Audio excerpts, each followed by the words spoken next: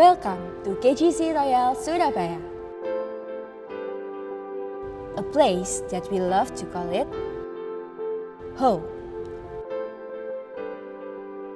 With one heart, we proudly declare that I believe in God, the Father Almighty, Creator of heaven and earth. I believe in Jesus Christ, His only Son, our Lord, who was conceived by the Holy Spirit and born of the Virgin Mary. He suffered under Pontius Pilate, was crucified, died, and was buried. He descended to hell. The third day, He rose again from the dead. He ascended to heaven and is seated at the right hand of God, the Father Almighty. From there, He will come to judge the living and the dead. I believe in the Holy Spirit, the Holy Church, the communion of saints, the forgiveness of sins, the resurrection of body, and the life everlasting. Amen. In one faith and one heart, we are living as a body of Christ because of His gospel of the kingdom. Proverbs 22, verse 6. Train up a child in the way he should go, and when he is old, he will not depart from it. Gospel must get younger. Let's make it fun, make it meaningful. Teman-teman bangkit berdiri, mari kita sama-sama teriakan yang paling meriah untuk Tuhan kita. Amin. Come on.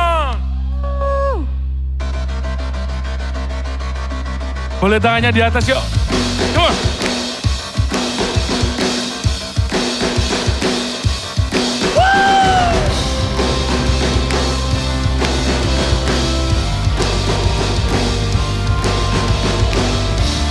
Yang percaya Tuhan kita dahsyat, katakan amin.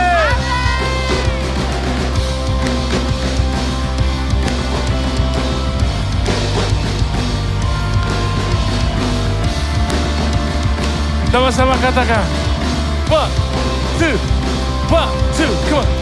Anugerahmu di hidupku mengubahku jadi baru, yang ku tahu Kau segalanya bagiku.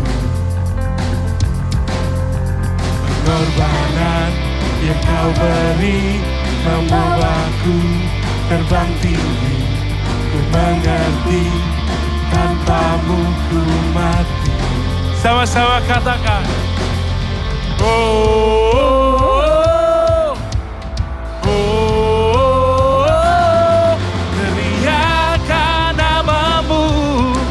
Yesus penyelamatku, ku serahkan hidupku hanya padamu.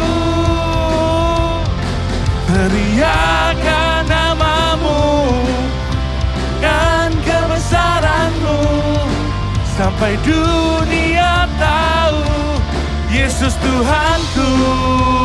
Come on. Anugerahmu di hidupku mengubahku jadi baru, yang ku tahu Kau segalanya bagiku. Pengorbanan yang Kau beri membawaku terbang tinggi, ku mengerti tanpamu ku mati. Sama-sama teriakan. Sekali lagi. Teriakan namamu, nyatakan besaranku, ku serahkan hidupku hanya padamu. Teriakan namamu, nyatakan kebesaranmu, sampai dunia tahu Yesus Tuhanku. Musician, praise the Lord.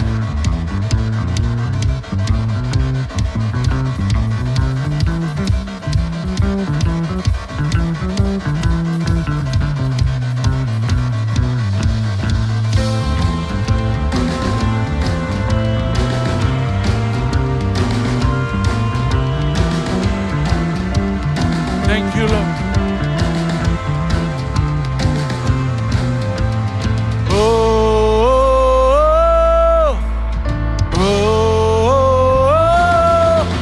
Teriakan namamu, Yesus penyelamatku.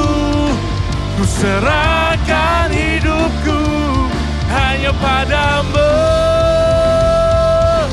Teriakan namamu, nyatakan kebesaranmu, sampai dunia tahu Yesus Tuhanku.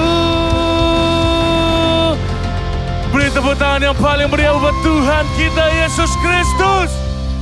Okay, Jesus, masih siap bersorak-sorai buat Tuhan kita? Amin. Come on!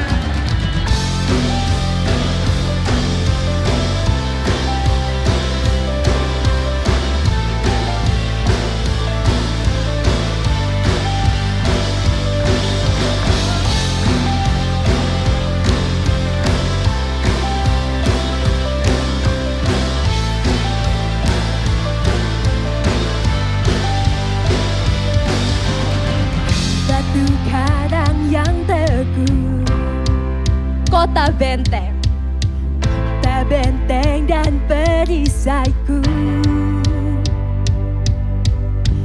menang kalahkan maut, penyelamat yang bangkit dan hidup. let's say kayak Jesus. Haleluya, haleluya, kekal mulia. One more time, let's say. Haleluya, haleluya, dahsyat berkuasa. Bersorak, nyatakan Yesus kaulah Tuhan, Kau Raja pemenang. Bersorak, masyurkan Yesus kaulah Tuhan, Juru Selamat dunia.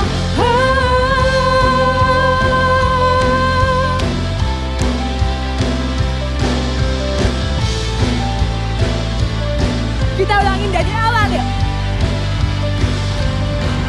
Yesus batu penjuru, Dari mana keselamatan kita? darimulah keselamatanku, yang menang kalahkan maut, penyelamat yang bangkit dan hidup. Angkat kedua tangan kita, Jesus. Haleluya, haleluya, kekal mulia. Sekali lagi. Haleluya, haleluya, dahsyat berkuasa. Come on. Bersorak, nyatakan Yesus kaulah Tuhan, Kau Raja pemenang. Sekali lagi. Bersorak, masyurkan Yesus kaulah Tuhan, Juru Selamat dunia.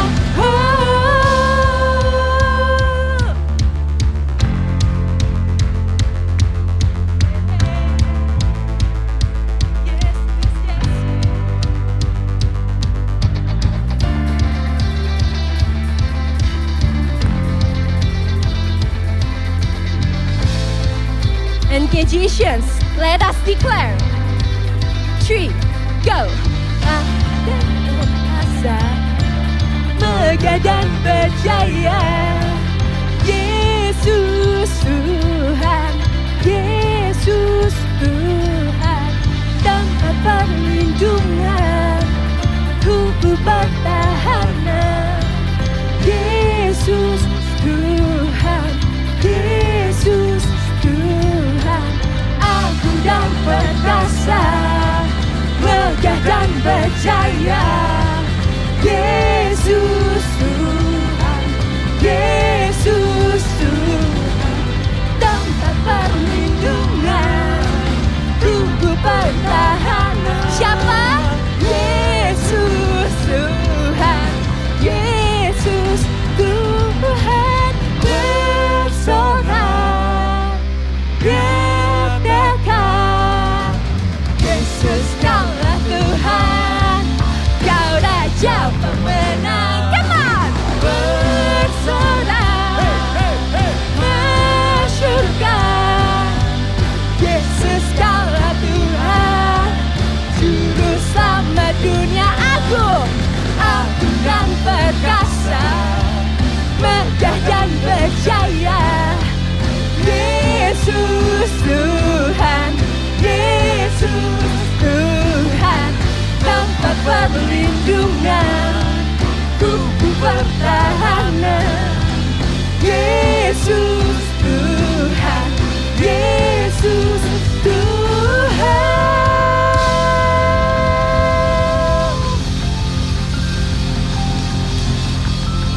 Haleluya.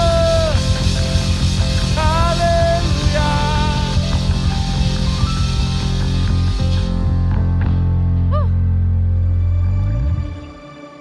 Musicians, lagu yang bentar lagi kita nyanyikan, judulnya adalah Ku Milikmu by GPCC. Waktu itu, sedikit cerita, saudaraku yang non-Kristen, gak sengaja, ya bukan gak sengaja sih, tapi kayak dia mendengarkan lagu ini waktu aku lagi dengerin juga. Dan seketika dia itu langsung tanya, "Weh C, ini judulnya apa C?" Soalnya lirik lagunya loh menyentuh gitu.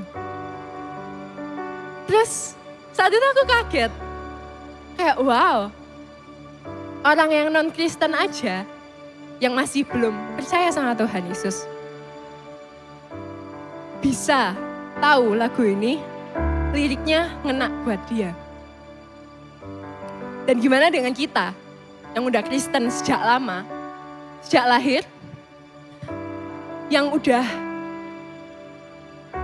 diangkatnya jadi anaknya Tuhan, jadi miliknya Tuhan, walaupun kita nggak layak ini. Tapi seringkali, apakah kita dengerin lagu itu karena melodinya yang enak, ataukah karena liriknya pas sama hati kita? Kita yang sebenarnya nggak layak, jauh, amat jauh dari sempurna. Tapi dia angkat kita buat jadi anaknya, dia angkat kita buat jadi miliknya. So Christians, dari hati yang terdalam, kita jauhin semua pikiran-pikiran kita. Kita mau fokusin hati kita buat sembah Tuhan kita yang angkat kita jadi miliknya.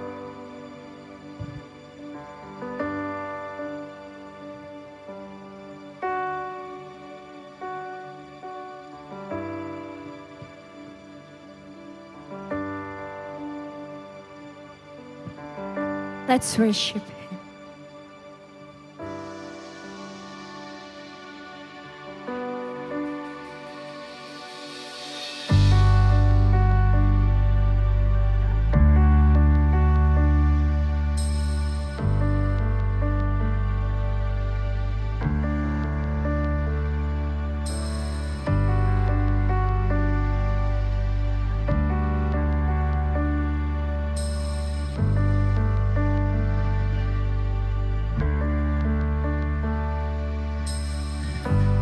Dalam kesesakanku, Kau beri kedamaian-Mu. Dalam keraguan, ku temukan wajah-Mu.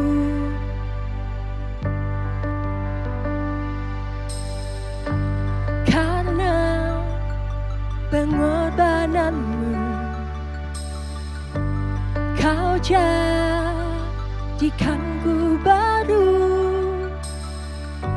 Sungguh ku terkagum, amanku di dalam-Mu, Yesus. Kau membuatku sesuai rencana-Mu. Kau memegang setiap musim hidupku. Ku serahkan semua kekhawatiranku, ku milik-Mu.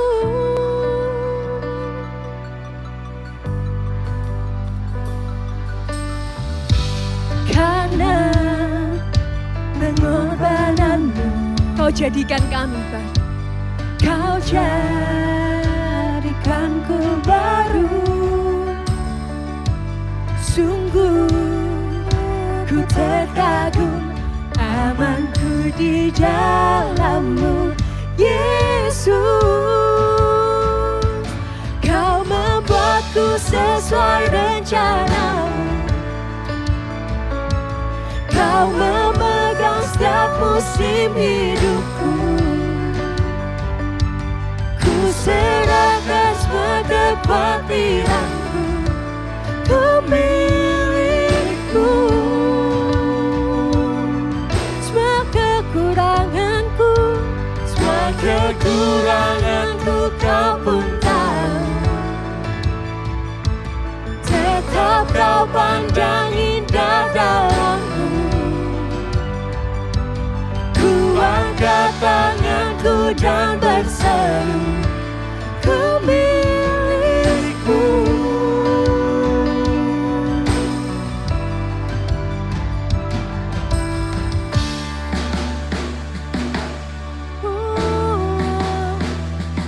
Milik-Mu Tuhan.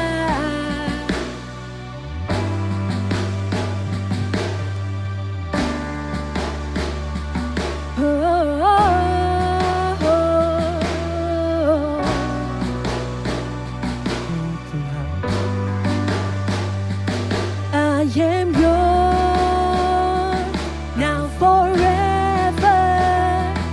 In your grace I surrender. You are mine now forever. I'm alive in your wonder. Come on, get your shit. I am yours now forever. In your grace I surrender. You are mine now forever. I'm alive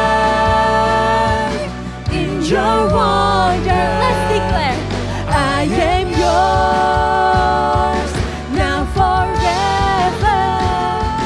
In your grace I surrender. You are mine now forever. I'm alive in your wonder.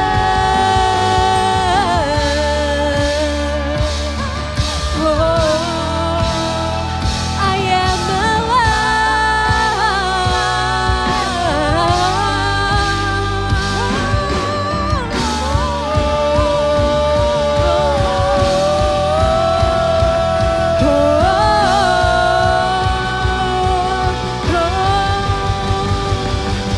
Kau membuatku sesuai rencana-Mu. Kau memegang setiap musim hidupku.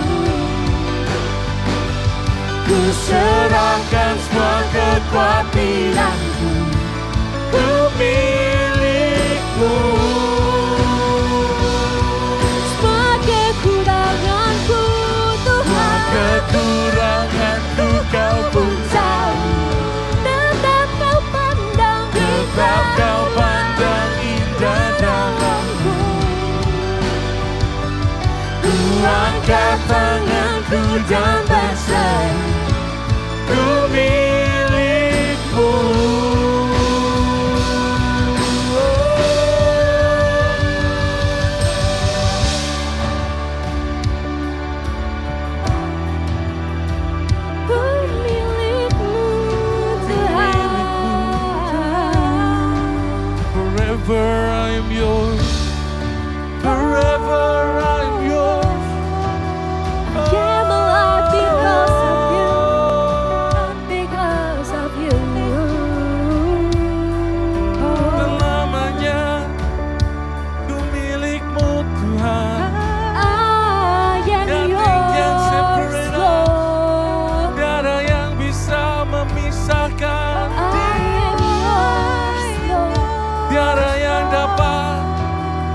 memisahkanku dari kasih-Mu Tuhan.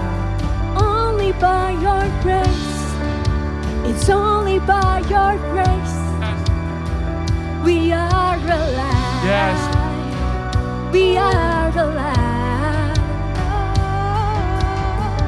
Yes. It's only by your grace I am alive. I am alive.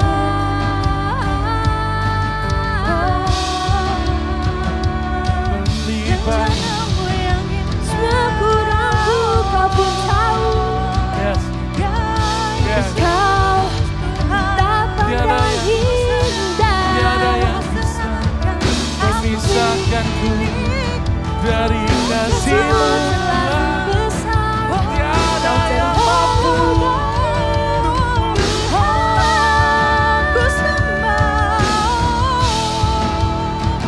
What an unconditional love.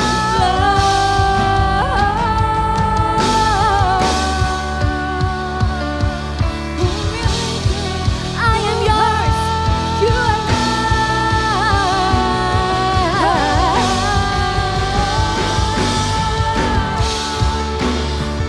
Thank you, Jesus.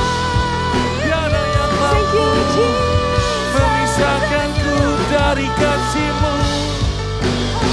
Apapun itu, apapun itu, takkan yang mampu memisahkanku dari anugerah-Mu Tuhan. Tiada yang mampu, tiada yang mampu memisahkanku. Oleh karena kasih-Mu, ku milik-Mu, ku milik-Mu. Kami milik-Mu selamanya. Selamanya. Only by your grace, only by your cross, Kasih-Mu tinggal tetap because of your cross, dalam hidup kami. because of your cross.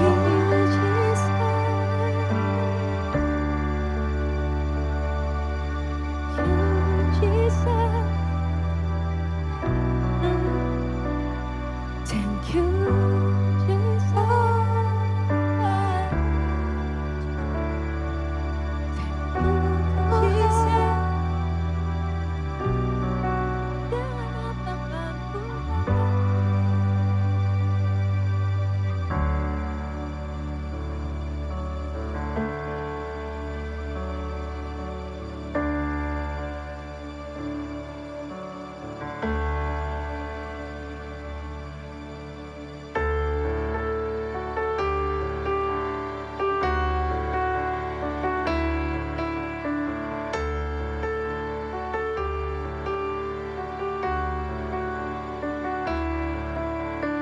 You are the righteous God who leaves the throne to set me free.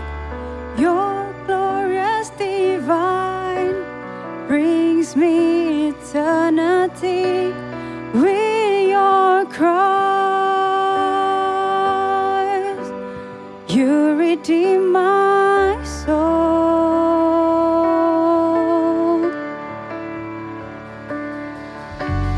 By your grace, I've been set free. By your love, I'm alive.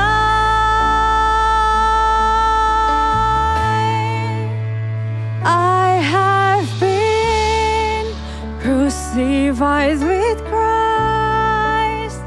No longer live for me, but you carry me in your best plans.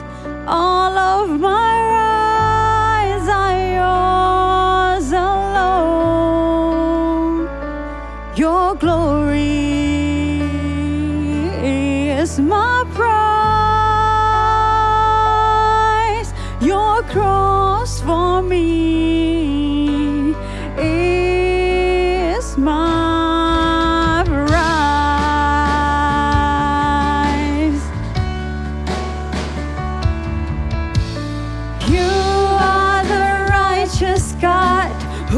leave the throne to set me free.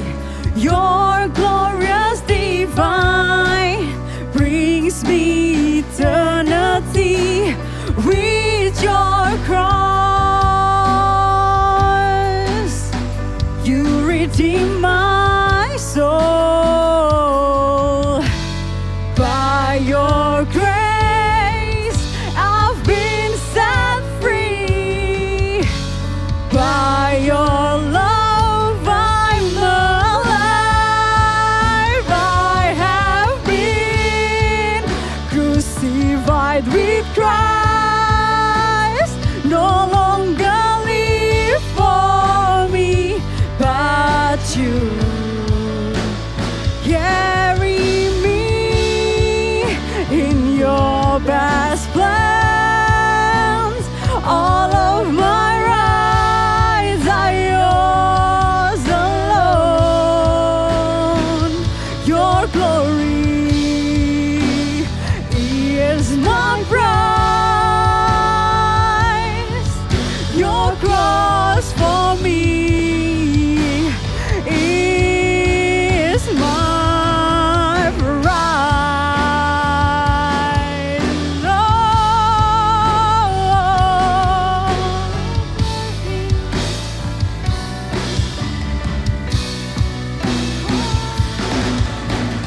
Now my life is yours because you saved me, redeemed me with your blood. Now my life is yours because you saved me, redeemed me. I have been crucified with Christ. No longer live for me, but you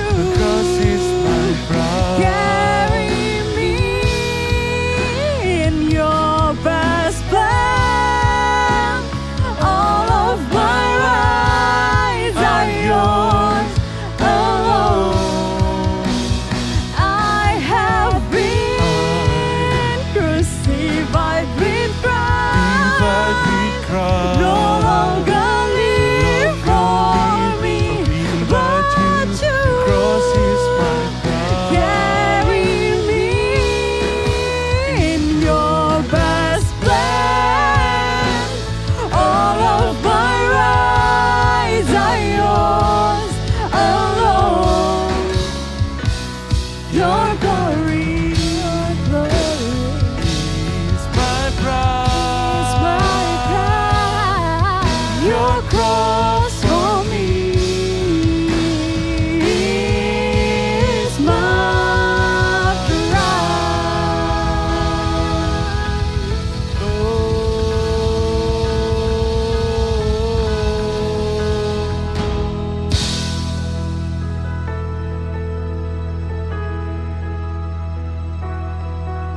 Bapa di dalam sorga, Tuhan terima kasih buat pengorbananmu Tuhan di atas kayu salib.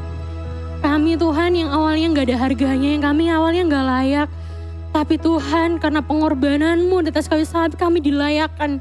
Dan itulah harga kami ya Bapa yang kami gak bisa bayar. Tuhan hari ini kami mau datang Tuhan untuk mendengarkan kebenaran firman-Mu. Kami mau datang Tuhan untuk mendengar Engkau ya Bapa. Biarlah Tuhan setiap hati yang datang kami boleh Tuhan untuk Tuhan yang kalibrasi hati kami Bapa. Kami mau singkirkan segala kekhawatiran kami. Kami mau singkirkan segala masalah kami Tuhan yang mengganggu kami. Kami hari mau fokus untuk mendengarkan kebenaran-Mu. Dan kami percaya Tuhan kuasa-Mu yang menyertai kami hari ini ya Bapa. Kami juga sebentar akan memberikan persembahan dan perpuluhan ya Bapa. Biarlah Tuhan melalui persembahan ini Tuhan nama-Mu dimuliakan. Dan Kau yang berkati Tuhan persembahan ini ya Bapa untuk mempelebar kerjaan surga-Mu. Ya dalam nama-Mu Tuhan Yesus Kristus kami berdoa. Haleluya. Amin. Selamat memberi kejitions untuk persembahan. Hari ini ada 2, yaitu persembahan biasa dan juga perpuluhan. Untuk yang amplop itu adalah persembahan perpuluhan, nanti kalian bisa letakkan di dalam baki. Dan untuk yang kantong, untuk persembahan biasa. Selamat memberi Kejicians. Nah Kejicians ngomong-ngomong soal minggu lalu. Mungkin ada Kejicians yang minggu lalu datang. Boleh lambaikan tangannya. Oh, cukup banyak ya. Ada 5.000 orang kemarin kayaknya yang datang. Kemarin kebetulan yang khotbah adalah Ko Andre dan Ko Andre menyampaikan khotbah dengan judul Cintakan Membangun Kembali. Kalau ngobrolin soal cinta itu pasti ya ada yang namanya hubungan. Entah hubungan kita sama teman kita, entah hubungan kita sama sahabat kita, atau mungkin hubungan kita sama orang tua kita, komunitas kita, pacar kita. Hubungan tuh begitu luas. Dan dari khotbahnya Ko Andre kemarin dan juga dari IG Live, kalau Kejicians kemarin nonton ya, kemarin IG Live-nya tuh ada Fanny sama Ko Andre. Kemarin juga ada pertanyaan gimana sih cara menafsirkan cintanya Tuhan. Kadang tuh kita udah dibutakan duluan nih sama dosa yang kita perbuat. Tapi kemarin Ko Andre jelasin dengan begitu luar biasa ya, bahwa kita harus kembali lagi. Gimana baca Alkitab kita, gimana kita bangun hubungan kita sama Tuhan. Aku gak tahu, mungkin teman-teman di sini udah lama, udah berbulan-bulan, berhari-hari, berminggu-minggu, atau mungkin bertahun-tahun. Udah lama nih kayaknya gak bangun hubungan sama Tuhan. Dan mungkin dosa-dosa kita yang menghantui kita sehingga kita kayaknya gak layak ini untuk aku datang lagi sama Tuhan. Tapi guys, dari khotbah kemarin itu sudah menjelaskan bahwa kasihnya yang begitu besar datang untuk nemuin kalian semua dan juga aku buat kembali lagi sama Tuhan di atas pengorbanannya di atas kayu salib yang orang lain gak bisa lakuin itu untuk kita. Tapi Kristus lakuin itu untuk kita dan justru itu adalah harga kita yang mahal. Jadi so Kejicians gak perlu lagi untuk takut buat datang sama Tuhan. Tuhan itu kan Bapaknya kita. Datang aja sama Tuhan dengan segala dosa-dosa yang mungkin kita udah perbuat. Keteranjangan Tuhan tahu itu. Tapi karena itu Tuhan datang untuk kalian dan juga aku dengan kasih-Nya. Saya juga beritakan itu, beritakan dan bagi-bagikan sebarkan gospel. Jadi jangan berhenti sampai pada kalian, tapi juga kalian teruskan kepada teman-teman. Nah, kalau kemarin kita baca firman Tuhan, sekarang kita juga minggu ini akan baca firman Tuhan.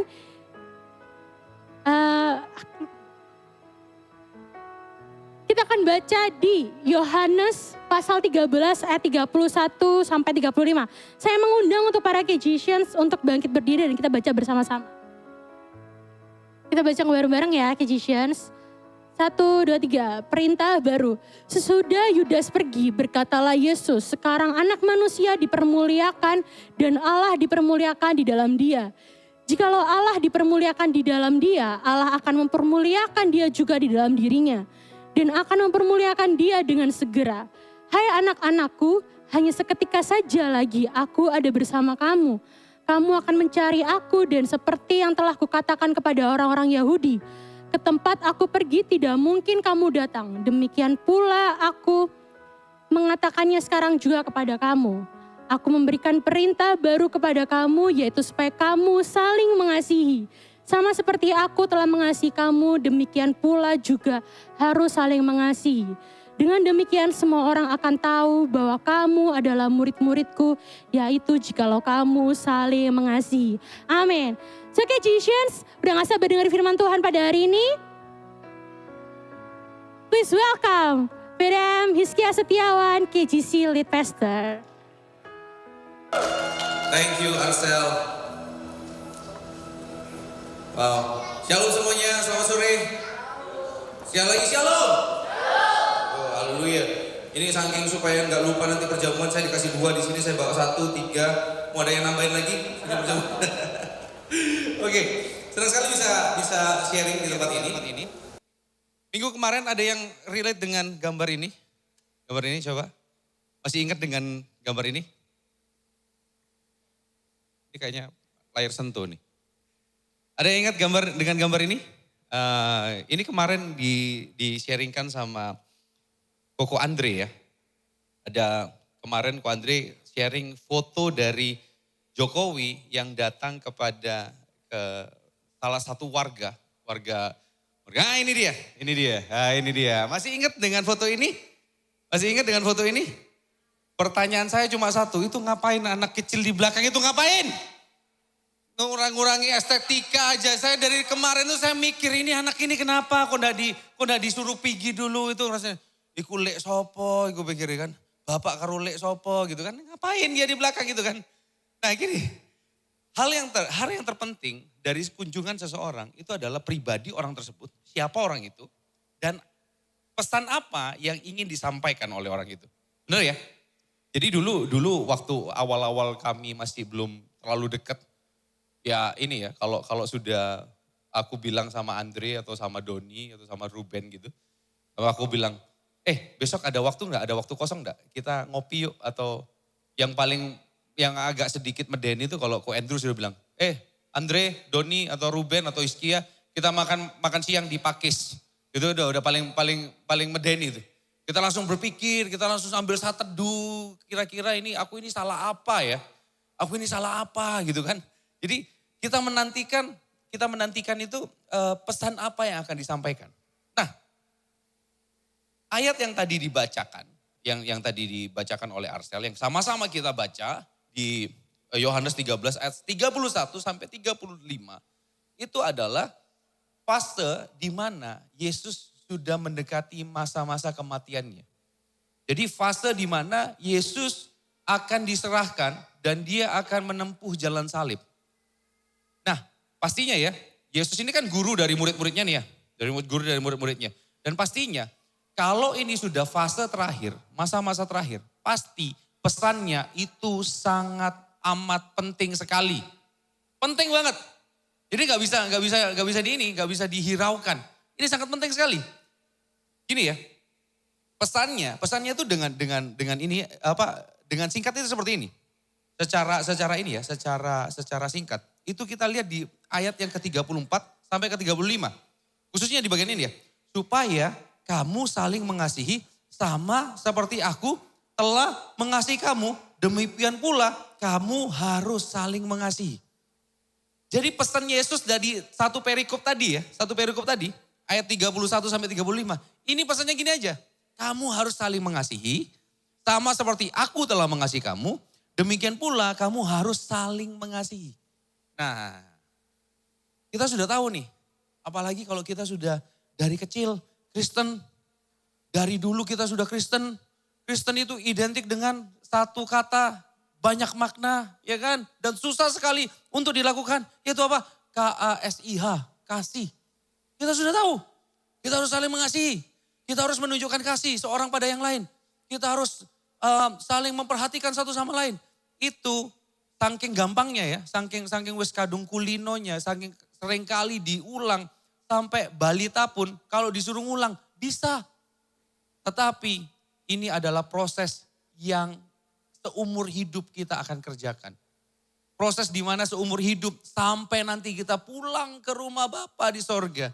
Kita tetap mengerjakan saling mengasihi satu sama lain. Dan pastinya tetap ada struggle dalam kehidupan kita. Tetap ada struggle bagaimana kita harus saling mengasihi satu sama lain. Karena gini kan, kasih adalah esensi kekristenan. Kita tidak akan pernah berhasil untuk beraksi di dalam kasih tanpa kita terlebih dahulu mengerti tentang esensi kasih. Ini dia. Kasih itu esensi dari kekristenan. Tidak bisa dilepaskan. Kekristenan tidak bisa dilepaskan dari kasih. Tetapi kita tidak akan berhasil untuk mengaplikasikan. Kita saling mengasihi. Tanpa kita mengerti esensinya. Ya, tanpa kita ngerti esensinya. Tanpa kita tahu dasarnya itu apa. Nah, ngomong-ngomong soal esensi nih. Jason pernah dengar istilah filosofi? Filosofi itu kira-kira kayak gini artinya. Pengetahuan dan penyelidikan akan akal budi mengenai hakikat segala yang ada, sebab, asal, dan hukumnya. Berat banget ya. Filosofi banget nih. Jadi gampangnya kayak gini. Filosofi adalah buah pembelajaran dari sebuah pengetahuan. Kita mengerti esensi dari sesuatu, kita pelajarin, kita cari pengetahuannya, kita cari teorinya, apa yang tertulis seperti apa, kita ketahui. Dan kita mulai mendaratkan di dalam kehidupan kita. Caranya ini gimana nih? Kita sudah dapat pengetahuannya. Nah, cara mengaplikasikannya seperti apa di dalam kehidupan kita? That's why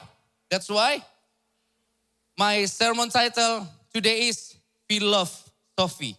Jadi kita ngomong soal filosofi tentang cinta.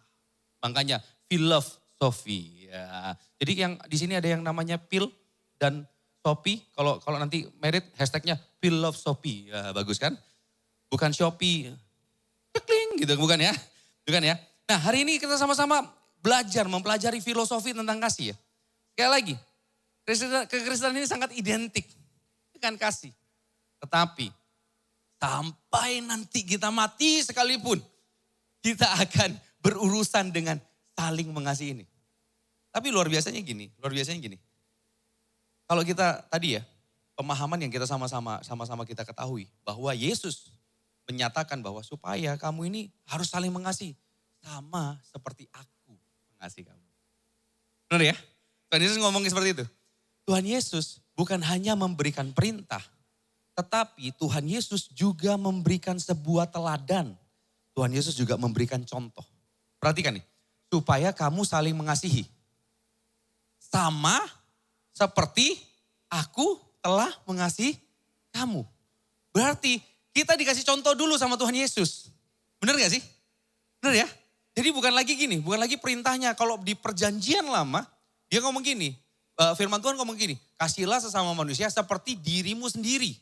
Tetapi sekarang Tuhan Yesus memberikan contohnya, sama seperti aku mengasihi kamu. Ya kan? Nah, hari ini kita sama-sama akan belajar. Cara Tuhan Yesus mengasihi murid-muridnya itu seperti apa sih? Cara Tuhan Yesus menyatakan kasih pada murid-muridnya itu seperti apa sih? Yuk, kita akan sama-sama belajar. Aku bagi sermonku jadi 2 poin. Tapi di tiap poin ini, di tiap poin, 2 poin ini ada beberapa penjabaran nanti. Agak panjang, tapi stay tune aja ya. Poin yang pertama adalah landasan mengasihi. Dan yang kedua adalah alasan kita mengasihi. So, kita masuk ke poin yang pertama ya. Landasan mengasihi. Jadi gini, bagian poin ini akan syarat dengan aplikasi.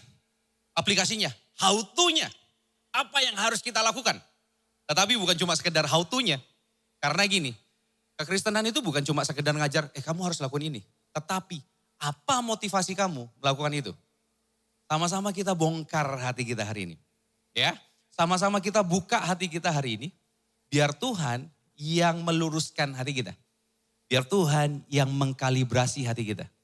Sehingga kita bukan hanya tahu tentang kasih. Kita bukan hanya tahu tentang love. Kita bukan hanya tahu tentang filosofi tentang kasih. Bukan hanya tahu tentang filosofi. Tetapi kita benar-benar bisa mengerti, memahami, dan mengaplikasikannya dalam kehidupan kita. So, ini dia. Apa aja yang Tuhan Yesus kerjakan? Bagaimana cara Tuhan Yesus mengasihi murid-muridnya?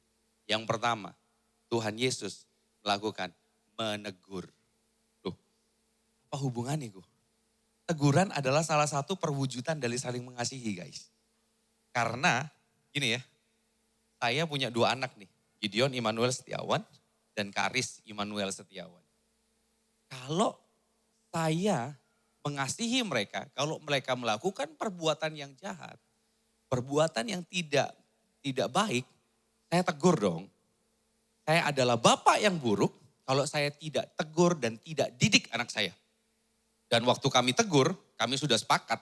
Siapapun yang salah, siapapun yang ini. Contoh ya, Dion pegang satu mainan, tiba-tiba mau direbut sama memenya. Biasanya yang disuruh ngalah siapa? Kokonya kan? Saya nggak gitu, kami nggak gitu. Yang dikasih pengetahuan itu adalah memenya.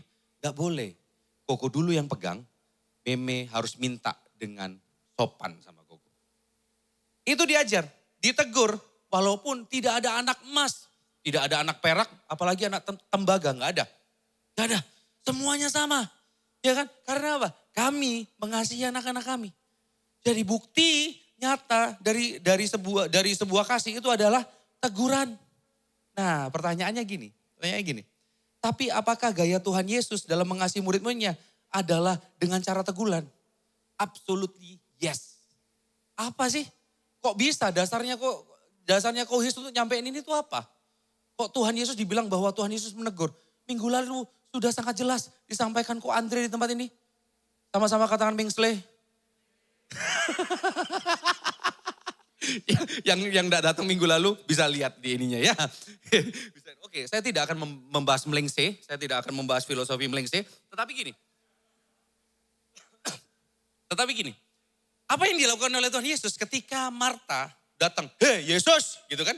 Ketika dia berkata seperti itu kepada Yesus, ketika dia komplain kepada Yesus, "Tuhan, tidakkah kamu peduli pada aku?" Sedangkan Maria itu duduk mendengarkan, dan aku selalu sibuk di sini. "Tidakkah engkau peduli?" Apa yang Yesus katakan pada Marta? Dia katakan gini, "Marta, Marta, engkau khawatir akan segala sesuatu." Iya kan? Dia katakan gini kan, "Marta, Marta, engkau khawatir dan menyusahkan diri dengan banyak perkara." Ini bentuk teguran.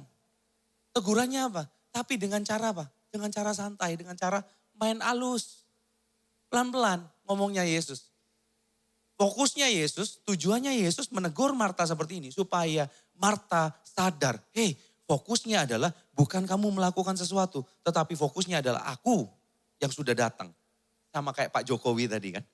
Aku yang sudah datang. Di sini, aku yang paling berharga daripada pelayananmu. Gitu kan? Nah, ada satu lagi. Ada satu, ini main keras saudara. Ini main keras. Markus 8 ayat 33. Markus 8 ayat 33. Ngomong seperti ini.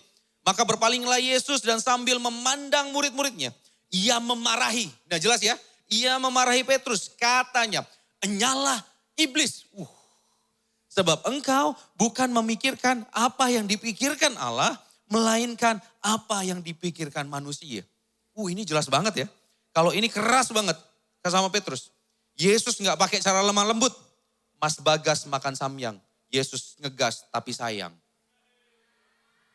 Yesus ngegas banget sama Petrus. Tapi dia sayang. Supaya apa?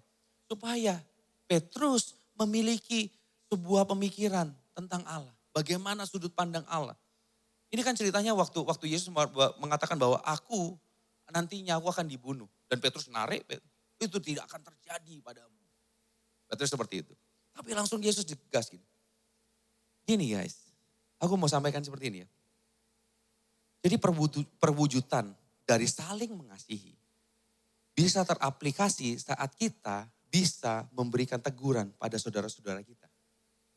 Justru jika tidak ada proses teguran, harus dipertanyakan dan direnungkan lagi. Kita ini saling mengasihi atau tidak?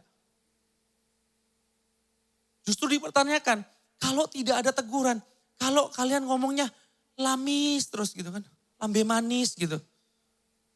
Firman Tuhan aja sih orang bilang gini, gak baik kamu terlalu banyak makan madu.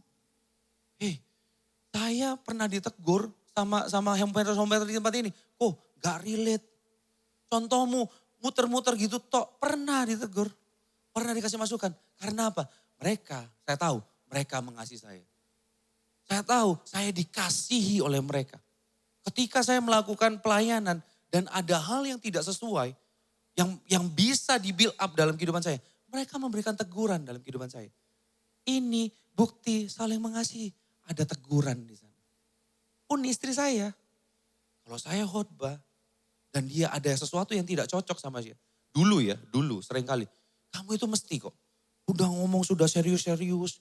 Sudah dibawa masuk ke dalam hadirat Tuhan, dalam banget gitu, kusyuk banget.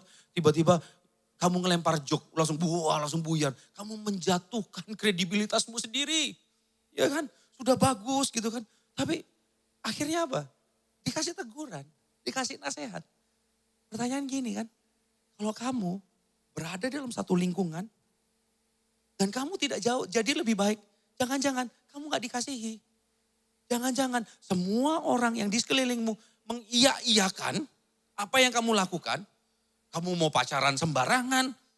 Kamu mau pacaran sama orang di luar Tuhan. Diiya-iyain aja. Jangan-jangan kamu malah dijerumuskan. Bukan malah dikasihi. Bentuk saling mengasihi ketika ada teguran. Yesus pun menegur. Yesus menegur kan? Ephesians. Ini adalah bentuk-bentuk yang ini. Yang harus dipertanyakan. Kalau kita tidak mendapatkan teguran dan kalau kita tidak bisa menegur orang lain. Kayaknya aku mencium bau beberapa hal kebakaran di tempat ini. Ada yang sudah mulai membara dalam hatinya. saatnya aku menegur temanku ini. Kois memberikan license untuk menegur. Aku mencium bau kebakaran di sini. Membara sekali hati kalian kayaknya ya. Ini coba seandainya dia datang di tempat ini ya. But, Cagicians, perhatikan bagian ini. Hal terutama yang harus diperhatikan adalah, ini ya hal utamanya ya. Yesus memberikan teguran itu selalu didasari dengan kasih. Dan yang menjadi tolak ukur dari tegurannya adalah kebenaran firman Tuhan. Dasarnya kasih dan tolak ukurnya adalah firman Tuhan. Bukan sudut pandang sendiri, bukan pengalaman kita, bukan keinginan kita. Nah, seringkali kita memberikan teguran itu menurut pandangan kita sendiri. Kita kasih saran karena menurut kita itu yang baik. Karena kita kasih saran, kasih sebuah teguran karena menurut ukuran kita, menurut pengalaman kita. Seharusnya yang menjadi acuan adalah firman Tuhan dan harus didasari dengan kasih. Nah, pertanyaannya kayak gini. Oke, ngerti kok sekarang. Aku tahu harus saling menegur, harus saling membangun satu sama lain. So, dasarnya adalah kasih, patokannya adalah firman Tuhan. Oke, bagaimana cara mengelaborasi? Masih ingat pertama kali KGC 2.0 ini ada? Saya pernah sampaikan di sini apa? Rangkul kelemahannya, sampaikan kebenarannya. Ya, ingat ya? Seperti itu ya. Jadi gini, gimana caranya? Ini dia salah satu caranya. Kita buka di Yakobus 1 ayat 19 sampai 20. Berbunyi demikian. Hai saudara-saudara yang kukasihi, ingatlah hal ini. Setiap orang hendaklah cepat untuk mendengar, tetapi lambat untuk berkata-kata. Dan juga lambat untuk marah, sebab amarah manusia tidak mengerjakan kebenaran di hadapan Allah. Ini jelas banget. Kebanyakan, kalau kita sudah tahu sesuatu, jangan kita deh, saya sudah tahu dari semuanya di tempat ini, kayaknya kecuali yang legend-legend ya, kayak Kak Nini, saya masih di bawahnya Kak Nini usianya. Kalau di antara teman-teman di tempat ini, saya yang paling senior di sini, ya kan? Kecuali kalau ada mamanya Audrey datang juga saya di bawahnya mamanya Audrey pastinya usianya. Jadi kalau saya sudah tahu, saya sudah banyak makan asam garam di rock. Saya sudah tahu tikungan-tikungannya di rock itu seperti apa, pertigaannya di rock itu seperti apa, deadlocknya seperti apa, saya sudah tahu. Ya kan? Pelayanan seperti apa dan segala macam. Mau pelayanan pakai gitar bolong aja bisa, pernah. Mau pelayanan pakai keyboard aja pernah. Mau pelayanan keyboardisnya ke kunci apa, saya nyanyinya ke kunci apa, saya juga pernah. Pernah sekali gitu. Oh pemain keyboardnya, kuncinya ngawur lah, ngawur banget. Saya nggak bisa main musik aja sudah kerasa gitu.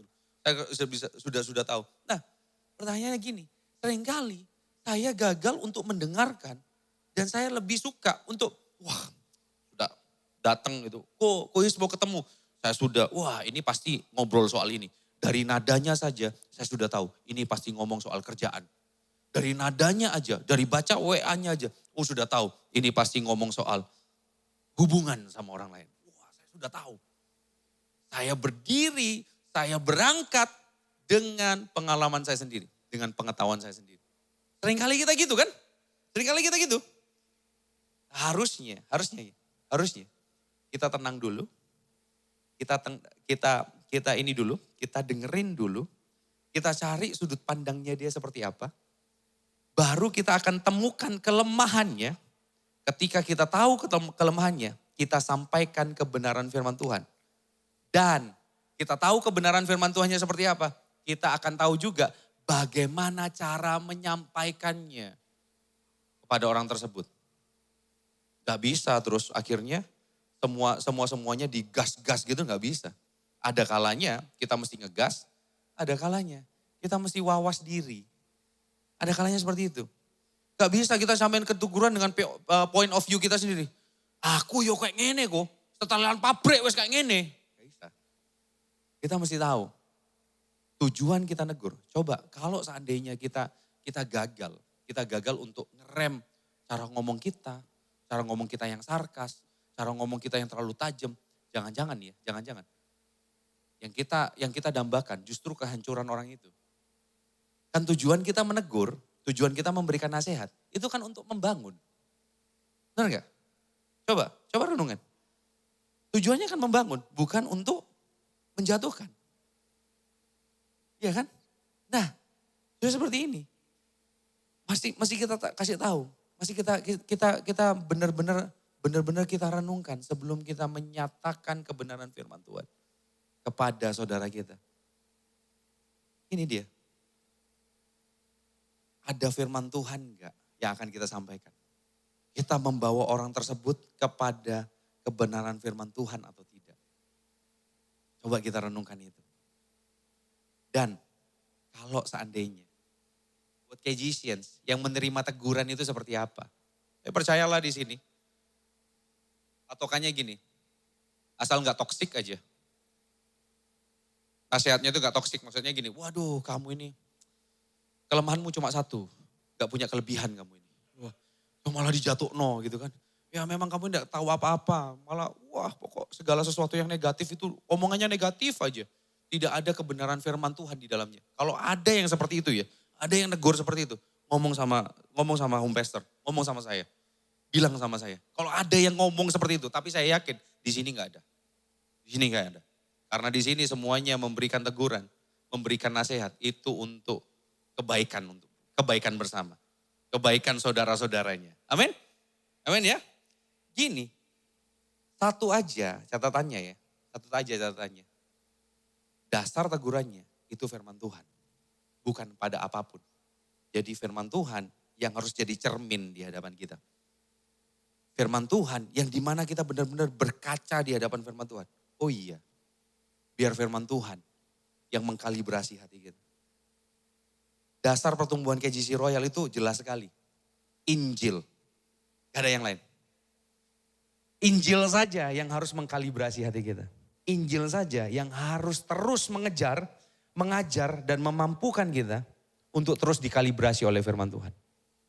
Nah, gimana sih caranya kita berproses untuk masuk di dalam saling menegur ini? Coba kita renungkan. Selama ini, apa yang menguasai pikiran kita? Apa yang menguasai hati kita? Word view atau word view? Word view, pandangan dunia atau pandangan firman yang berkuasa dalam kehidupan kita. Sebelum kita memberikan nasihat pada orang lain, sebelum kita benar-benar menyatakan kasih kepada orang lain supaya saudara kita ini tidak terjebak, tidak tersesat, tidak terjerembab, tidak terjerat, tidak terikat. Gimana caranya? Biar Tuhan yang mengkalibrasi hati kita terlebih dahulu. Pertanyaannya yang kita sama-sama renungkan. Kalau engkau mengasihi saudara-saudaramu. Kalau engkau mengasihi saudara-saudaramu. Dengan kita terus-menerus mengkalibrasi hati kita dengan Injil. Ini adalah salah satu jalan untuk kamu mengasihi satu sama lain. Karena apa? Ketika hidup kita dikalibrasi oleh Injil. Ketika kebenaran firman Tuhan itu terus mengubahkan kehidupan kita. Menyucikan kehidupan kita. Otomatis yang keluar pun sudut pandang kita, hati kita itu dikuasai oleh Injil. Sehingga kalau ada orang lain yang tersesat, kita bukan lagi menghakimi. Kita justru menolong mereka. Kita bukan lagi menyudutkan, tetapi justru come on, come back. Kita bukan lagi membuang, tapi justru kita cari mereka. Dengan apa? Kalibrasi hati kita dengan Injil. Sehingga apa? Ketika kita bertemu, teguran kita bukan lagi untuk saling menjatuhkan dan menghancurkan. Karena apa? Teguran yang berdasarkan pada kebenaran firman akan membawa pada pertumbuhan. Tetapi teguran yang berdasarkan pada ego akan membawa pada perpecahan. Coba cross check. Yang selalu ada dalam kehidupan kita, itu firman Tuhan atau ego kita sendiri. Yang selalu ada dalam kehidupan kita itu Injil atau sudut pandang kita sendiri. Coba renungkan hari ini. Apakah firman Tuhan benar-benar mengkalibrasi hati kita? Atau kita ngomong pada seseorang dengan dasar gini, iya aku kan mau supaya kamu bertumbuh, tetapi yang keluar adalah kita justru menjatuhkan dia. Karena apa? Yang keluar itu dari dalam hati kita sendiri. Ego kita. Yang keluar justru apa? Kita menimbulkan perpecahan keluar dalam kehidupan kita, melalui kehidupan kita. Coba kita renungkan, apa yang menguasai hati kita? Firman Tuhan mengatakan kita harus saling mengasihi. Ini dia cara mengasihi satu sama lain. Itu dengan saling menegur. Jangan sampai kita kehilangan pribadi Tuhan yang adalah kasih itu sendiri dalam proses kita saling mengasihi yang teraplikasi lewat teguran. Apakah Kristus dinyatakan lewat setiap teguran kita? Apakah Kristus merasakan, apakah kita sama-sama merasakan pribadi Kristus? Saya suka sekali quote dari Andre minggu lalu. Ini dia. Cinta bukan hanya sekedar perasaan, tetapi cinta adalah pribadi Allah sendiri yang dinyatakan melalui Yesus. Apakah ketika kita menegur, apakah Kristus itu jadi buah bibir di dalam kehidupan kita? Apakah Kristus yang menjadi buah pikir di dalam kehidupan kita? Buat kalian juga kadang-kadang gini ya. Hati-hati dengan statement ini. Statement ini bagus. Tapi menurut saya, ini masih setengah kebenaran. Pernah dengar ini? Kayaknya kalian bisa ngelanjutin deh. Keterbukaan adalah, wah, ayo coba ya. Jangan ragu. Keterbukaan adalah awal dari pemulihan. Rockman, huha, ya kan? Oke, yang pernah ikut Rockman. Anyway, bagi saya keterbukaan bukan awal dari pemulihan. Keterbukaan yang diikuti dengan pertobatan itu adalah awal dari pemulihan. Kamu terbuka toh? Iya, aku ngalamin ini. Aku jatuh. Aku bohong. Aku menipu. Aku berzina. Apapun. Tapi supaya apa? Supaya kamu hanya diterima aja. Tapi gak mau dikoreksi hatimu. Sama aja, gak akan ada perubahan. Keterbukaan harus diikuti oleh pertobatan. Dan orang yang mendengarkan keterbukaan dari orang lain wajib untuk merangkul. Wajib untuk menyatakan Kristus di sana. Disinilah saling mengasihi. Itu nyata di tengah-tengah kita.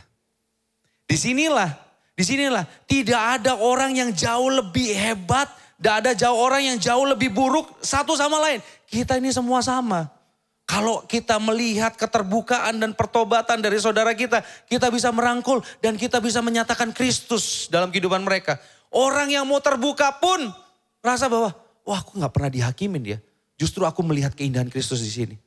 So, firman Tuhan, hal yang sama Tuhan Yesus mengatakan, supaya kita semua saling mengasihi. KGC Royal harus saling mengasihi. Caranya gimana? Saling menegur satu dengan yang lain. Menegurnya harus mendatangkan Kristus di tengah-tengahnya. Kristus harus dinyatakan di sana. Kebenaran Kristus harus dinyatakan. Pribadi Kristus harus dinyatakan. So, ini dia. Filosofinya adalah seperti ini. Ingat formula yang disampaikan oleh Ci Devi? Karena Kristus bla bla bla bla, maka saya bla bla bla bla. Saya akan coba ya. Ini dia. Filosofi di bagian ini. Sama-sama baca ya. Filosofinya. 2, 3. Karena Kristus menegur kita dengan landasan kasih dan bertujuan untuk pertumbuhan, maka kita menegur saudara kita pun dengan kasih dan bertujuan untuk sebuah pertumbuhan. Jadi kalau saling menegur, jangan baper, jangan bawa perasaan, tapi bawa pertumbuhan. Iya, harus kayak gitu. Jangan baper. No. Teguran yang disampaikan itu coba, kalaupun gak pas ya, kok kayak gitu ya ngomongnya ya, kok his ngomongnya kok kayak gitu ya. Coba renungin, ada Tuhan di sana. Kalau saya pun harus bertobat, ya, kalau ada perkataan yang kurang baik dari saya harus bertobat. Tetapi pun itu salah, ada Tuhan di sana yang memiliki rancangan yang luar biasa dalam kehidupanmu. Ada Tuhan yang mau ungkapkan dalam hatimu. Ada Tuhan yang mau bereskan dalam hatimu. Ini dia ya, filosofi kita untuk saling menegur. Aplikasi saling mengasihi itu adalah saling menegur. Ini dia. Oke, kita lanjut yang kedua. Apa itu? Apa yang dicontohkan oleh Yesus? Yang kedua adalah melayani. Jika dilihat dari pasal yang pertama ya. Pasal yang pertama, ayat yang pertama sorry. Yohanes 13 ayat yang pertama. Itu di sana ada sebuah momen yang sangat luar biasa. Di mana Yesus dan murid-muridnya sedang melakukan perjamuan makan malam terakhir. Dan setelah itu apa yang terjadi? Terjadi 5 roti dan 2 ikan?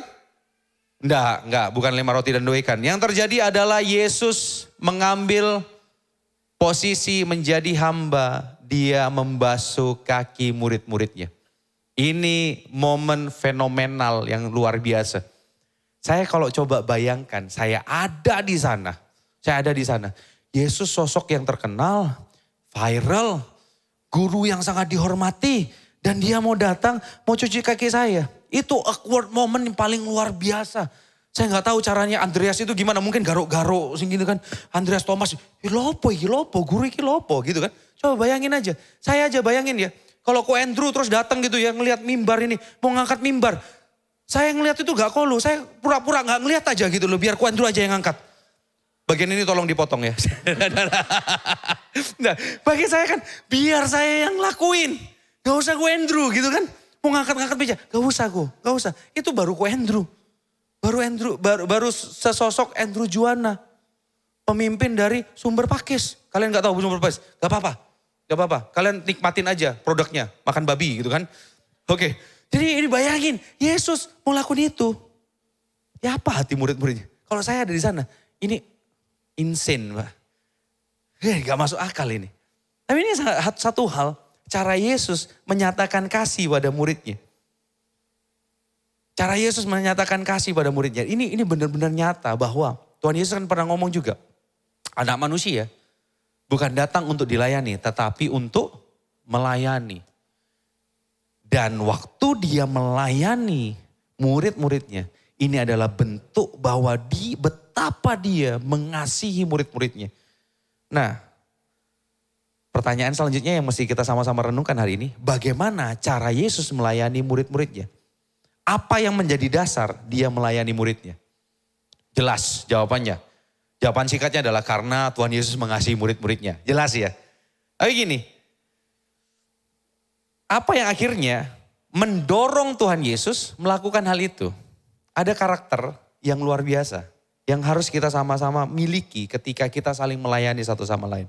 Karakter yang pertama adalah, karakter pertama yang Tuhan Yesus nyatakan adalah gini. Tuhan Yesus meletakkan dirinya lebih rendah dari muridnya. Dan dia meletakkan para muridnya lebih utama daripada dirinya. Bukankah pelayan harus seperti itu? Coba renungin. Bukankah pelayan harus meletakkan yang dilayani itu jauh lebih mulia daripada kita yang melayani? Bukankah seperti itu? Coba kita renungkan sekali lagi. Seringkali status kita hamba Tuhan. Status kita pelayan Tuhan.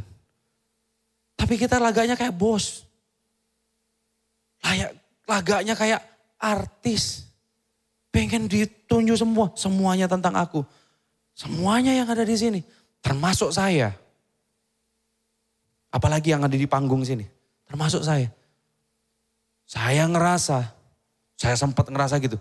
Akulah pusat dari gereja ini. Apa jadinya gereja ini tanpa ada aku? Kita ngerasa paling berjasa.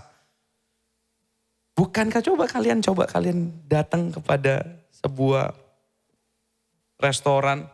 Terus pelayannya adalah, kenapa? Sop buntut ya, kasih goreng aja. Repot kon niku. Coba rasanya. Apa sih ada sih, kapan hari ada restoran apa namanya? Karen. Ini Karen ada di sini pemiliknya. Karen. Hai Karen. Sama-sama kita sambut ini pemiliknya Karen's Diner. Jadi kalau pelayan seperti itu, apakah layak disebut pelayan sih? Enggak kan? Coba dari katanya aja, pelayan. Harusnya segala sesuatu yang untuk memuaskan orang yang dilayani kan? Nah kadangkala kita kebalik, kita pelayanan supaya apa? Untuk memuaskan kita. Bukan untuk membantu orang lain supaya untuk merasakan Yesus. merasakan kepenuhan Tuhan. Bukan. Seringkali kita kebalik kayak gitu untuk ini. Coba, pelayanan, ini yang Yesus lakukan, pelayanan yang Yesus lakukan, itu disertai apa? Kerendahan hati. Dibutuhkan kerendahan hati yang sangat luar biasa. Dia guru yang viral, dicintai oleh banyak orang. Tetapi dia mau ngambil posisi sebagai hamba, justru dia melayani para muridnya. Ini ya, pelayanan tanpa disertai kerendahan hati hanya akan mempertontonkan sebuah kompetisi di mana kita akan menunjukkan siapa yang lebih unggul. Tetapi saat pelayanan didasarkan kasih dan kerendahan hati, maka akan tercipta sebuah kolaborasi. Karena apa? Aku selalu ngomong, kalau kita memposisikan hati kita memiliki karakter rendah hati, kita akan selalu ngomong, I need you guys. Kalau posisi kita mulai dari tinggi hati, siapa lu? Justru kita akan selalu memikir gini, tanpa aku gak mungkin jalan nih. Tapi kalau rendah hati, I need you guys. I need you guys. Buat teman-teman Asyir, I need you guys. Buat teman-teman media sosial, I need you guys. Buat teman-teman multimedia, I need you guys. Buat yang pegang kamera, Pak Dwi, Pet, David, I need you guys. Buat tim PAW hari ini, I need you guys. Buat seluruh home pastor di tempat ini, I need you guys. Buat istriku, I really need you. I really need you. So, buat semua yang ada di tempat ini yang pelayanan, SO, Audrey dan timnya, I need you Dre. Kristo, bagian sound, I need you. Semuanya di tempat ini. Deka, Fanny, yang ngurus makanan kita, I need you guys. Kalau gak ada kalian, perut lapar. Ya kan? Bagaimana kita bisa berpikir? Bagaimana kita bisa komsel dengan luar biasa? Habis pulang komsel masih bisa main benteng-bentengan. Kalau enggak dari makanan itu, coba kalian bisa teriak-teriak. Karena ada sumbangan energi di sana. Coba kalau enggak ada Deka, enggak kasih makan gitu. Luar biasa, enggak kasih kopi sama saya. I need you guys. Dimulai dari apa? Kerendahan hati. Masalahnya kita selalu meletakkan diri kita lebih penting dari orang lain. Apakah itu karakter dari seorang pelayan? Coba renungin aja. Coba. Harusnya kita saling membutuhkan. Supaya apa? Tercipta kolaborasi, bukan lagi kompetisi. Gak ada yang lebih unggul. Kristus saja yang lebih unggul dalam kehidupan kita. Kita harus semakin hilang. Kita harus semakin kecil. Kristus saja yang semakin besar. Amin. Kita sering salah paham. Kita sering salah paham di bagian ini. Kita sering salah paham. Coba renungin sama-sama. Dan yang kedua adalah gini. Orang yang melayani pada dasarnya adalah orang yang lebih kuat dari orang yang dilayani. Sedikit paradoks ya. Tadi ngerasa, kita mesti meletakkan diri. Coba, apakah mungkin ada orang yang tidak punya apa-apa, yang ngerasa kekurangan gitu. Terus, aku mau membantu, gak bisa. Sakit gitu ya, dalam keadaan sakit. Gak bisa membantu. Contoh. Kapan hari waktu kita main basket sama-sama, seru ya kita main basket sama-sama. Yang suka mau main basket lagi katakan yes. Ya kayak kapan hari waktu main basket Joketi jatuh kan. Bener ya? Ada Joketi ini jatuh nih. Bayangin nih, kalau seandainya Joketi jatuh, apa iya terus Dantri, sisa-sisa dari Milo dan segala macam itu, Joketi tolong angkat. Masa gitu? Enggak kan? Hanya orang yang kuat, hanya orang fit yang bisa melayani. Bener gak? Nangkep gak maksud saya? Nah kita ini seringkali kita gagal paham di bagian ini. Pada bagian ini kita sering gagal paham. Kita justru melakukan sebaliknya. Orang yang kuat, yang sudah punya segalanya, kita mau justru memandang rendah orang lain. Harusnya yang kuat menanggung yang lemah. Harusnya yang punya harus memberikan sharing sesuatu. Disinilah Yesus dinyatakan dia di tengah-tengah kita. Kita saling mengasihi. Karena apa? Aku yang kuat menanggung kamu yang lemah. Dan untuk kemungkinan suatu saat aku akan ditolong oleh orang lain. Wah indah banget kan? Coba.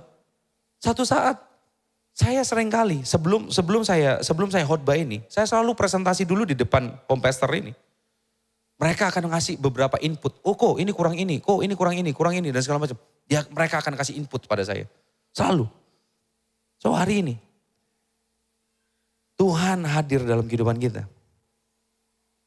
Untuk memberikan anugerahnya dan memberikan kita kekuatan. Sehingga kita bisa melayani saudara kita.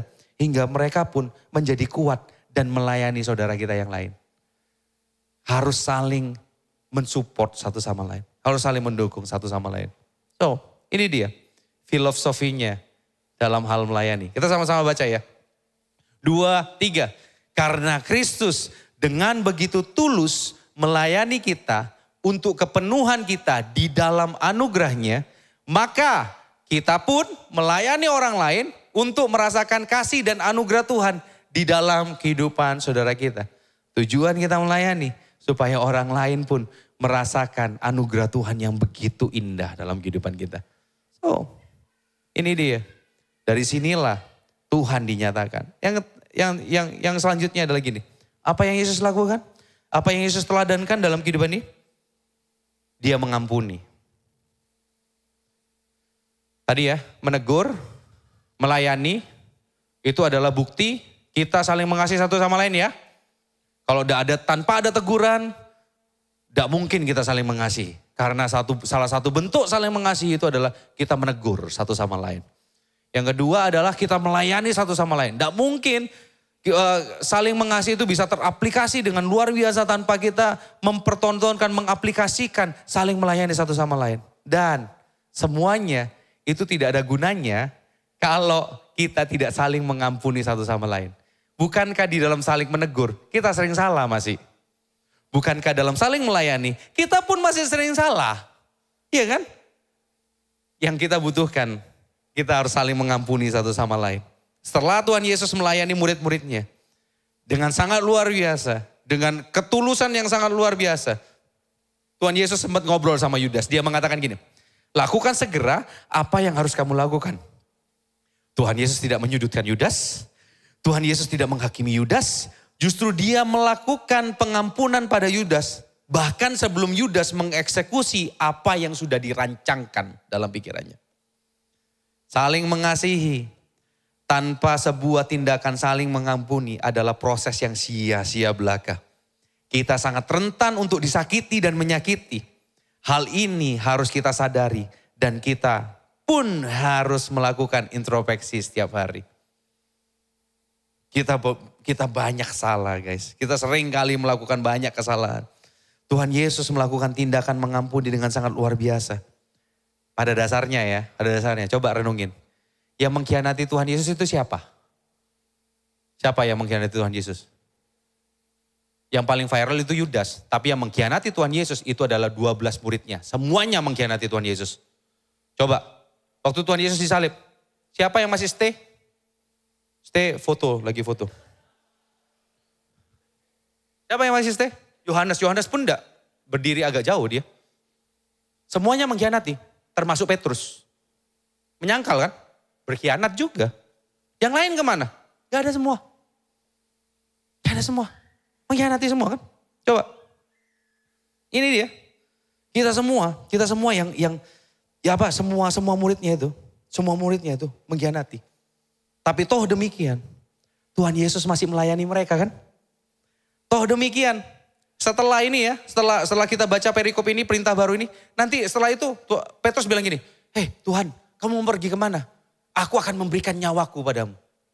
Tuhan Yesus masih tetap negur dia.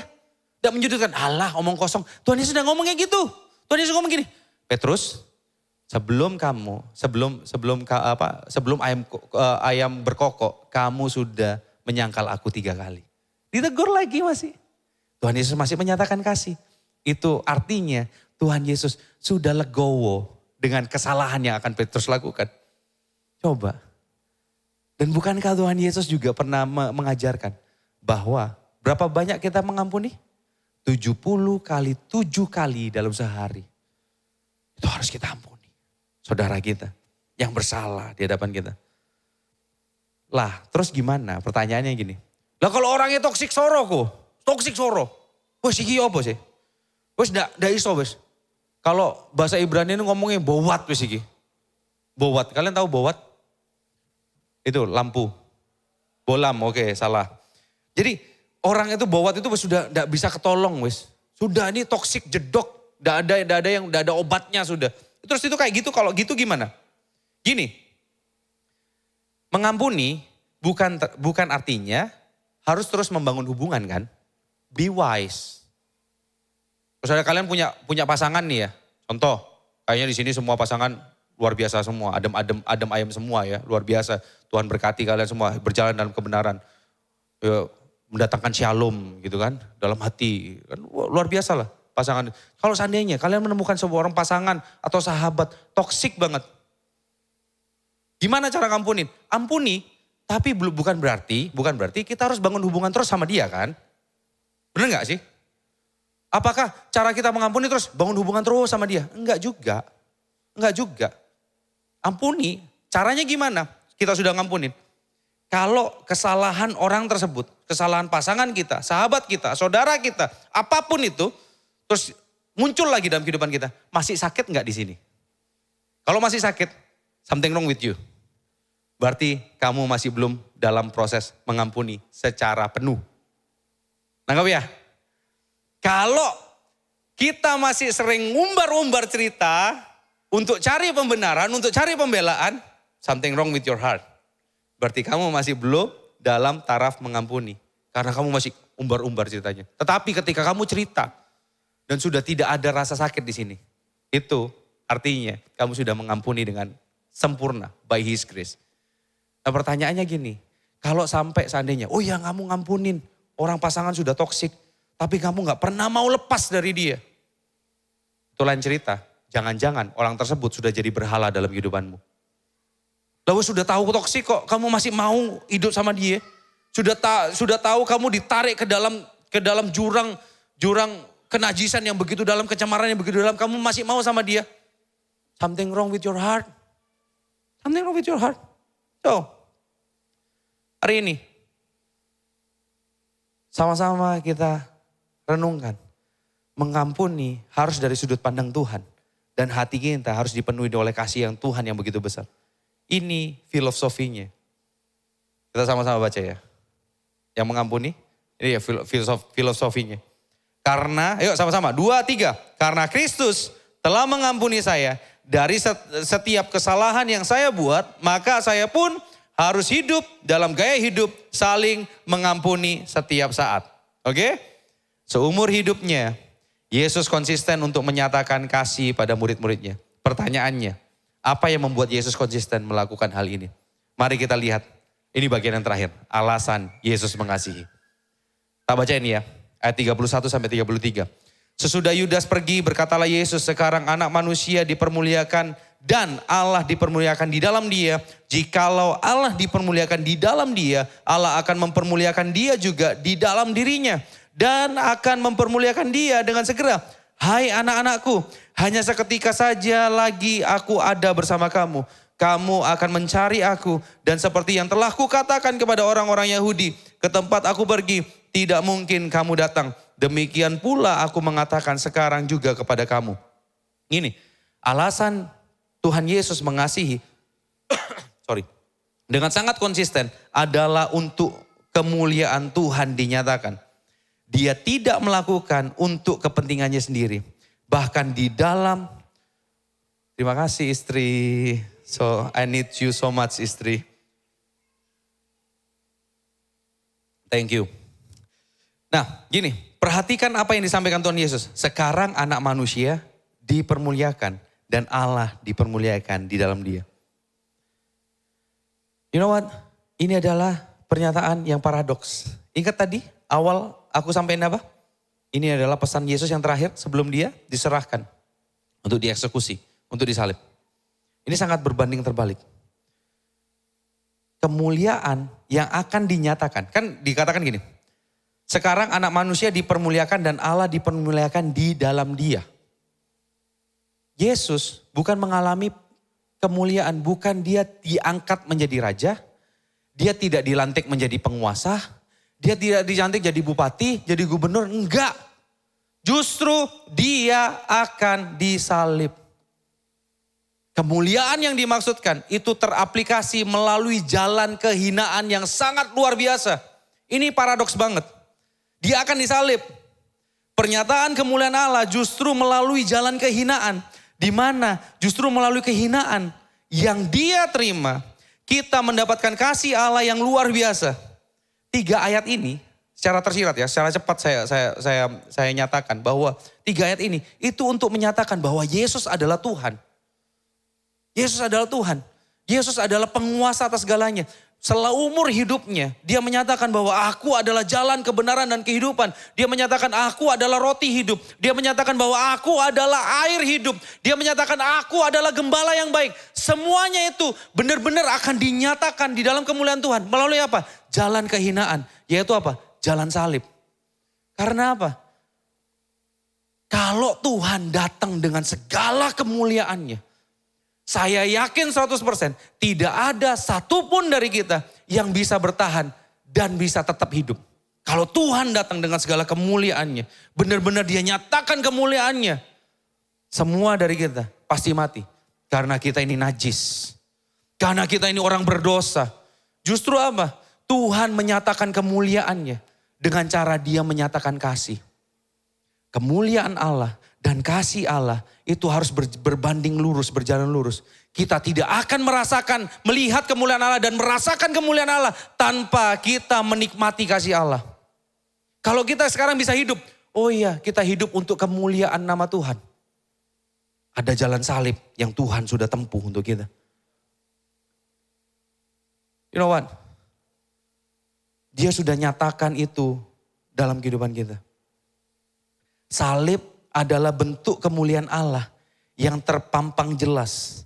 Di mana kasihnya dinyatakan secara sempurna dan keadilannya tidak dilecehkan. Kita bisa melihat kemuliaan Allah. Kita bisa hidup di dalam kemuliaan Allah. Itu bukan karena Tuhan menyatakan wah dengan kemuliaannya dan melimpahkannya dalam kehidupan kita. Ada harga yang harus dibayar. Supaya kemuliaan itu fit dengan kita. Supaya kemuliaan itu bisa masuk dengan kita.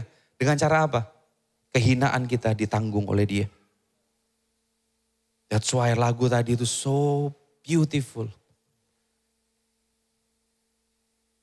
His glory is our prize. Hadiah kita. Dia limpahkan kemuliaannya pada kita. Tetapi apa? Supaya kemuliaannya itu dilimpahkan pada kita. His cross is our price. Harganya dia harus naik ke atas kayu salib. Dia harus naik di atas kayu salib. Guys, pada dasarnya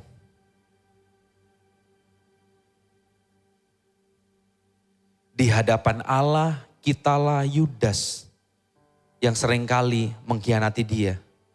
Dalam setiap laku kita, setiap perkataan kita, setiap pikiran kita, setiap langkah keputusan-keputusan yang kita ambil. Kitalah Yudas yang selalu mengkhianati Tuhan. Di mana kita lebih memilih hidup untuk dunia daripada hidup di dalam kebenaran yang Tuhan sudah berikan. Namun demikian, dia tetap mengampuni saudara dan saya. Di hadapan Allah, kitalah manusia yang lemah, yang selamanya tidak akan bisa melayani Tuhan dan bisa memuaskan hasrat Tuhan dengan hati yang tulus. Hati kita penuh dengan modus dan akal bulus. Namun toh demikian, dia menggantikan kita hidup untuk menghidupi kebenaran secara sempurna dan menanggung seluruh pelanggaran kita. Dia yang lebih dulu melayani kita. Di hadapan Allah Bapa, dia bisa menggantikan kita dan mengatakan it is finished. Tidak ada lagi yang perlu dituntut dalam kehidupan kita. Di hadapan Allah, kita akan selalu ditegur. Dan bahkan harus menerima hukuman karena ketegaran hati kita. Karena betapa korupnya hati kita. Tetapi kabar baiknya, dia ambil teguran itu. Bukan hanya teguran. Justru dia terima murka Allah yang hebat. Supaya kita tidak lagi menerima murka Allah karena pelanggaran kita. Justru melalui karya salib dan kuasa kebangkitannya, kita menerima Roh Kudus dan kita hidup dalam pemurnian setiap saat. Tanpa salib, kita tidak akan pernah melihat kemuliaan Allah. Dan tidak akan pernah hidup dalam kemuliaan Allah.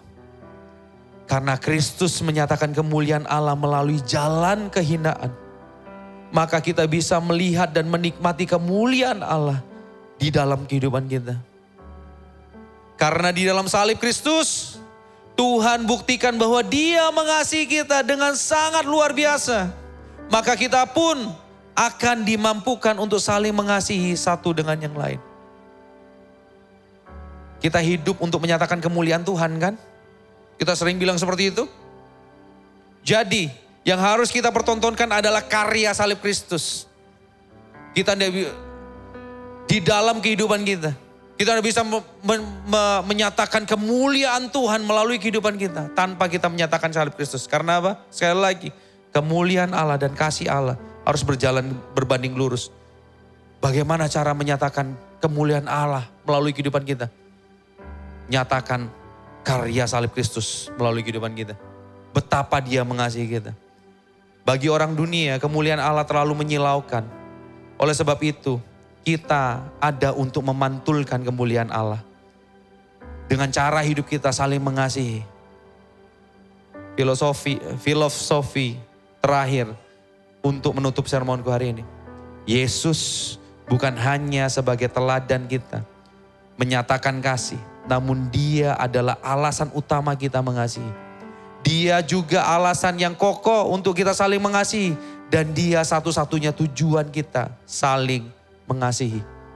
Hari ini, saya nggak tahu apa yang terjadi dalam kehidupanmu. Saya nggak tahu apa yang struggle, apa yang terjadi dalam kehidupanmu. Mungkin kau gagal terus dalam mengampuni. Mungkin kau takut untuk menerima teguran. Takut dijudging. Takut disudutkan, takut dibuang bahkan. Atau mungkin kau gagal untuk melayani satu sama lain. Satu hal, kita bisa melakukan aplikasi kasih ini, aplikasi saling mengasihi ini. Kita saling menegur satu sama lain, saling mengasihi satu sama lain. Saling mengampuni satu sama lain. Kita lihat apa yang Kristus sudah lakukan dalam kehidupan kita. His cross is our prize. So, His glory will be our prize. Kemuliaannya itu akan jadi bagian kita. Karena apa? Harganya sudah lunas dibayar di atas kayu salib.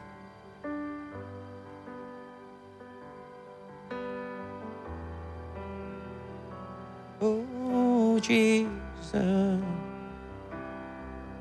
Hallelujah.